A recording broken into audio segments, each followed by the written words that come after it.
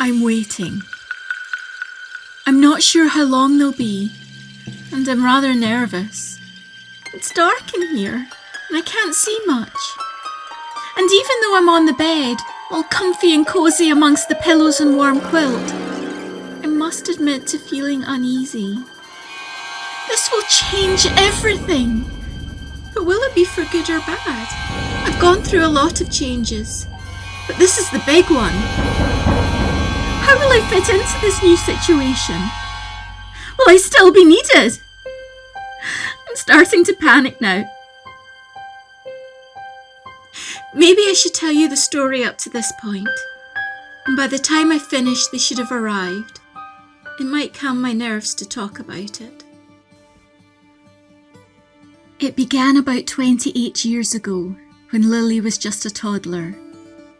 Her mum got me for her birthday, and as soon as Lily saw me, it was love at first sight.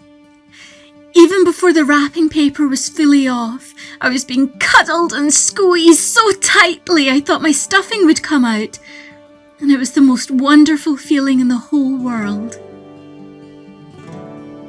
I knew then that my purpose in life was to be Lily's constant companion. We were never apart after that. I slept in her arms at night, watched TV with her when the cartoons were on, and waited with her mum in the changing room during the ballet classes. The first day of school was really scary. I was going to have to spend hours without her, and how would she cope out there in the big bad world? She looked so cute in her little uniform with the stripy tie and her shoes all polished. I waited anxiously at home for her to return, hoping she would be all right. I was the proudest bear in the world when she returned home after that first day and saw that she'd drawn a big picture of me in class. On the fridge it went, soon to be accompanied by all her other drawings and paintings. Over the following years she would tell me all about her school day, and I would help her with her homework. Well, I provided emotional support. My maths isn't too good. These were the most precious years. She really needed me then. I helped her through all the ups and downs, trials and tribulations that face any schoolgirl. I kissed her knee better when she fell and grazed it. I dried her tears when her best friend moved away. And I was there when that nasty boy in her class was mean to her. High school started, and the teenage years. I stuck with her through thick and thin, my arms always open, waiting to give her a big hug whenever it was needed. There was especially that time when Lily came home crying because this girl in her class told her she looked fat. She looked nothing of the sort.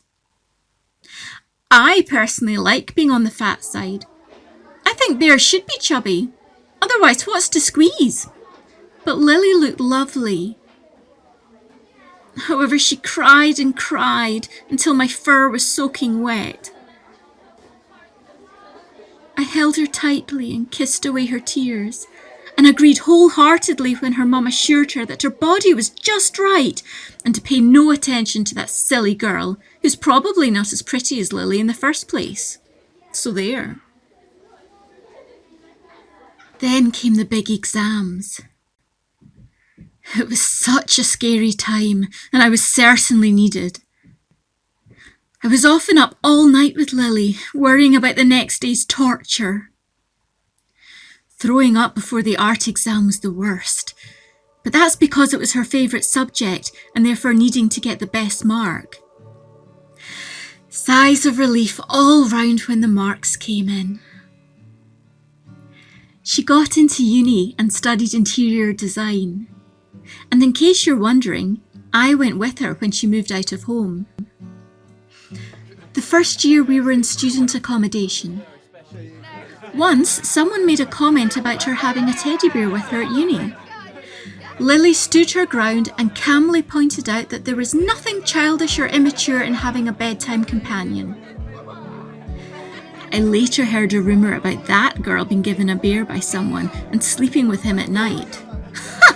So much for maturity. The next year, we got a flat with some of her friends. During this period, there were other changes in our lives. New boyfriend is not my favourite expression. When boys would stay the night with Lily, I would be put in the corner of the bed or on a chair to give them room. I knew that this sort of situation would happen eventually, and Lily would give me a hug and a kiss when she moved me, but still. I guess I didn't mind that much.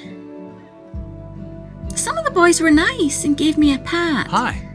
But others were just not kindred enough to understand the importance, nay, necessity of a teddy bear. Pfft, boys. Some nights she would stay over with them, and I'd be left all alone.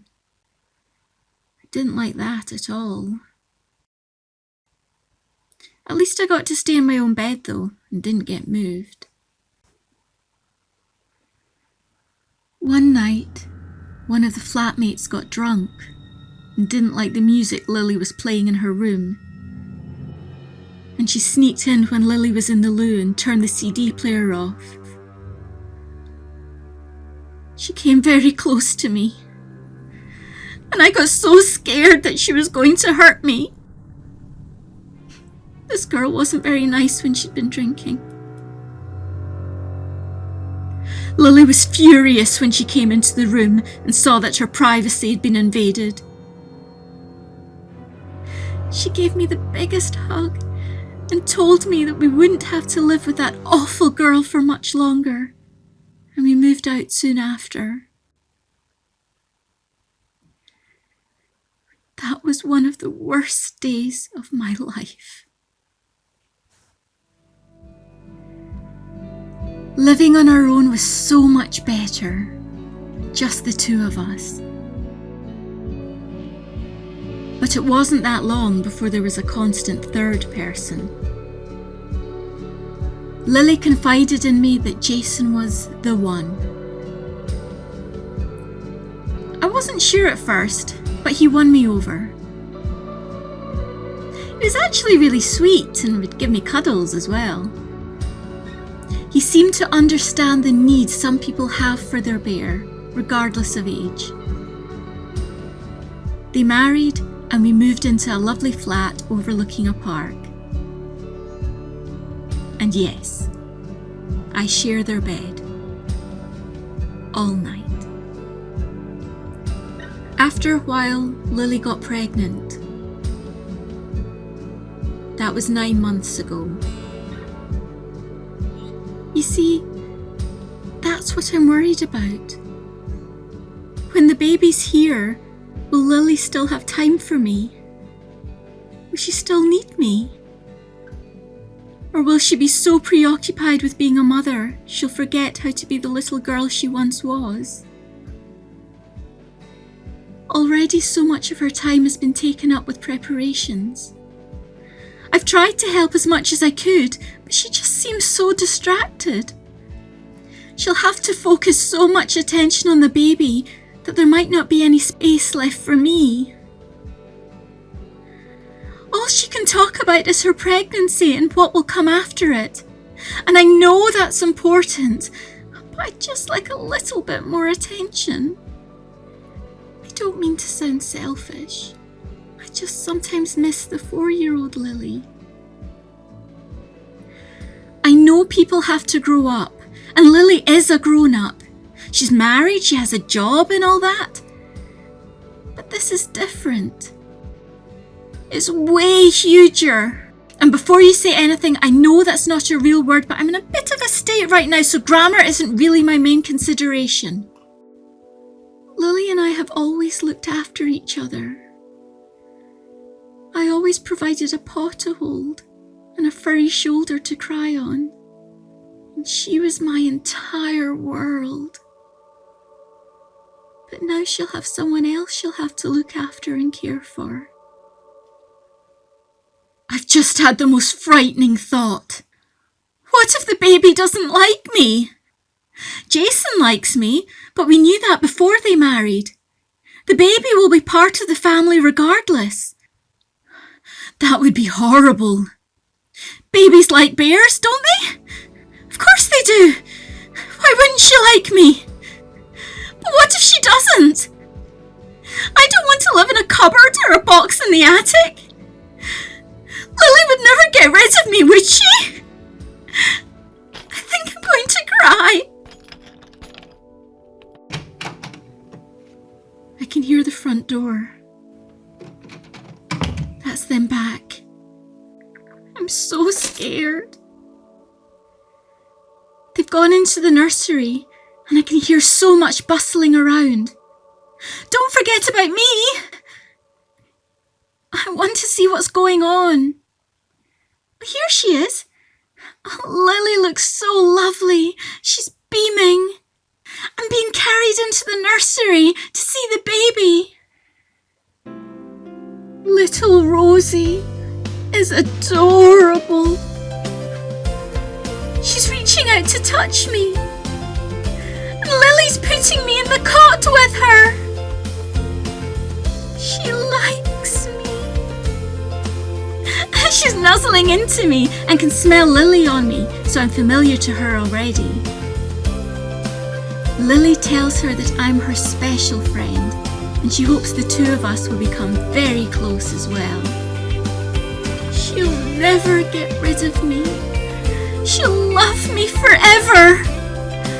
Now I also have someone new to love and be loved by. A tiny miniature version of Lily. Someone else to hug and help raise. I can't wait to help Rosie through her life. I should have known better than to worry.